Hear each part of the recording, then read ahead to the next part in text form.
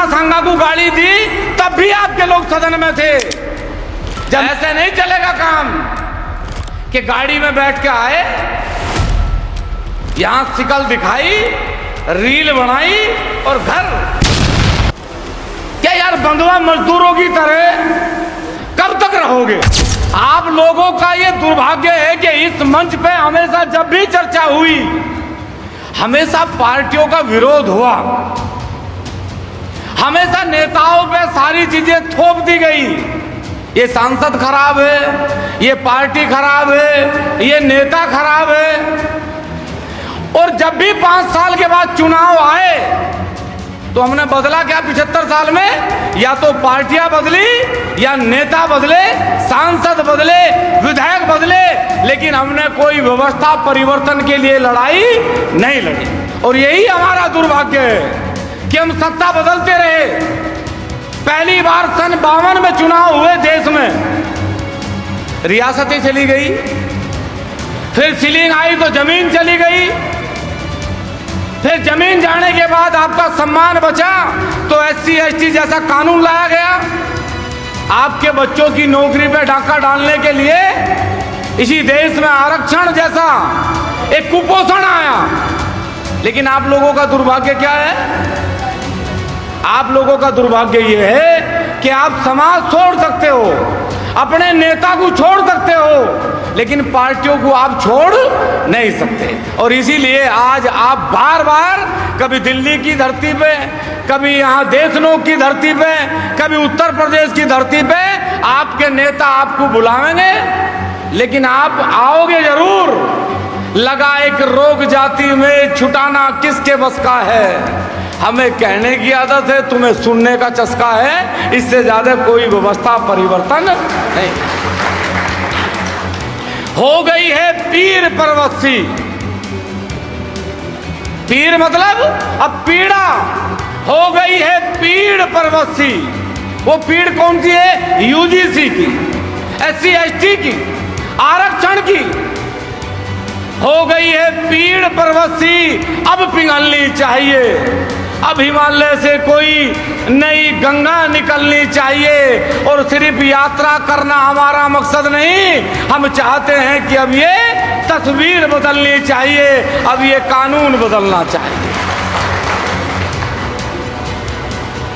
ऐसे नहीं चलेगा काम कि गाड़ी में बैठ के आए, यहां शिकल दिखाई, रील बनाई और घर। ऐसे यात्रा नहीं हो सकती। ये यात्रा नहीं है, ये नदी है। इस नदी के बहाव में जितने गांव, जितने घर, जितने परिवार, सब लोगों को सुख देने के लिए ये यात्रा है। और ये समझ लेना आप कि ये बहुत बड़ा संकल्प है भारतीय जनता पार्टी। और भारतीय जनता पार्टी से मांग करने के लिए यदि महिपाल सिंह मकराना और मंच पर आसीन सब लोग इस यात्रा का शुभारंभ करना चाहते हैं तो ये किसी एक व्यक्ति की यात्रा नहीं है, ये तुम्हारे बच्चों के भविष्य की यात्रा है। तुम्हारे महापुरुषों के अपमान हुए उन्हें बचाने की यात्रा है। ये UGC की नहीं, ये तुम्हारे बच्चों के भविष्य की यात्रा है। और यदि आज घर लेटे रहे तो एक यात्रा नहीं, 1000 यात्रा के बाद भी कोई परिणाम आने वाला नहीं। इसलिए ये कसम आज आपको खानी पड़ेगी कि यहां से जाने के बाद आप लोग रोज यात्रा का हिस्सा बनोगे। मैं किसी की बुराई नहीं कर रहा, उदाहरण के तौर पे कहना चाहता हूं, प्रदीप मिश्रा जी की कथा में आप परिवार के साथ चले जाओगे। आसाराम जी का सत्संग आप परिवार के साथ सुन लोगे। राम रहीम जी का सत्संग आप परिवार के साथ सुन लोगे। लेकिन इस नए यात्रा में आप परिवार के साथ नहीं आ सकते, क्योंकि आपको इसकी आवश्यकता महसूस नहीं देती। यदि जीना चाहते हो सम्मान से, क्या यार बंधुआ मजदूरों की तरह कब तक रहोगे? कोई कहे ताली बजाओ तो ताली बजाओगे, कोई कहे थाली बजाओ तो थाली बजाओगे, लेकिन हम कहें कि यात्रा में चलो तो यात्रा में नहीं चलोगे। यार इस देश के प्रधानमंत्री के मन की बात सुनते हो मेरे भाई, कभी हमारे मन की बात भी सुन लिया करो, हमारे बच्चों के मन की बात भी सुन लिया करो। इस देश का प्रधानमंत्री जो आपको कहे आपको स्वीकार, और हम लोग रोज दिन सड़क पर आपकी लड़ाई लड़ाई, हमारी बात आपको स्वीकार नहीं है। मेरे क्षत्रिय भाइयों, मेरे ब्राह्मण भाइयों, मेरे वैश्य भाइयों, 52% जनसंख्या है सवर्ण समाज की, 52%। और लड़ने वाले कितने? 0%। क्या विचार आपका? आप ये समझते हैं कि जब ये सारे कानून बने तो आपके लोग सदन में नहीं थे? जब ये सारे कानून बने तब भी आपके लोग सदन में थे। जब राणा सांगा को गाली दी तब भी आपके लोग सदन में थे। जब मिहिर भोजी का मुद्दा आया तब भी आपके लोग सदन में थे। लेकिन वो आपके लोग नहीं हैं, वो भाजपा के लोग हैं, वो कांग्रेस के लोग हैं। आपको अपने लिए लड़ना होगा, समाज को मजबूत करना होगा, इन लोगों को मजबूत करना होगा, तब आप लोग मजबूत होंगे। इसके सिवा कोई दूसरा चारा नहीं। अब हम कहें आपको भाई हाथ उठाओ, कसम खाओ, कब तक खवाओगे भाई कसम? क्या तुम्हारे बच्चे यूनिवर्सिटी में नहीं पढ़ते? क्या तुम्हें अपने बच्चों के भविष्य की चिंता नहीं है?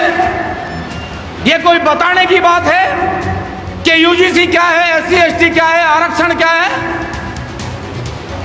दहेज मांगने के लिए तुम्हारे इतने बड़े मुंह, दहेज मांगने में तो तुम्हें दिक्कत नहीं होती भाई, बारात ले जाने में तुम्हें दिक्कत नहीं होती, मृत्यु भोज करने में तुम्हें दिक्कत नहीं होती, लेकिन सरकार के खिलाफ बोलने में तुम्हें दिक्कत महसूस होती। और वोटर हैं आप लोग जब दिक्कत है, आप सांसद विधायक नहीं है कि आनंद मोहन जी की तरह सांसद और विधायक होने के बावजूद भी इस न्याय यात्रा में खड़े हो जाइए, पद आपके पास नहीं है, आप मात्र वोटर हैं। इसलिए हमारा निवेदन आपसे, हमारा आग्रह, मात्र शक्ति है, आप लोग हैं, युवा हैं, बुजुर्ग हैं, यदि इस यात्रा में आपका सहयोग नहीं हुआ तो याद रखना कि यूजीसी तो आवेगा ही आवेगा, लेकिन आप लोगों को कोई बचाने वाला व्यक्ति फिर नहीं आवेगा, इस बात का ध्यान रख लेना। इसलिए सबको लड़ने की जरूरत है, सबको चलने की जरूरत है, इस यात्रा का सहयोग करने की जरूरत है। एक छोटी सी बात कह के अपनी वाणी को विराम दूंगा। भगवान श्री राम और भगवान श्री राम की सेना जब लंका के अंदर जाने के लिए पुल का निर्माण कर रहे थे तो एक गिलहरी भी बार बार रेत में जावे थी और फिर पुल पे पत्थरों पे जावे थी और ऐसा हल्के रेत झाड़ने का काम कर रही थी। भगवान श्री राम बहुत देर से देख रहे थे, बहुत देर से देख रहे थे। तो राम जी गिलहरी की ओर चले। जैसे ही राम जी गिलहरी की ओर चले तो राम जी का पैर गिलहरी के ऊपर चला गया। अब गिलहरी रेत में थी तो जैसे वो हली, राम जी ने पैर उठाया, पैर के नीचे गिलहरी। राम जी ने गिलहरी को उठाया और गिलहरी को कहा, गिलहरी तू आवाज नहीं लगा सकती थी, तू बोल नहीं सकती थी, तू आवाज नहीं लगा सकती थी।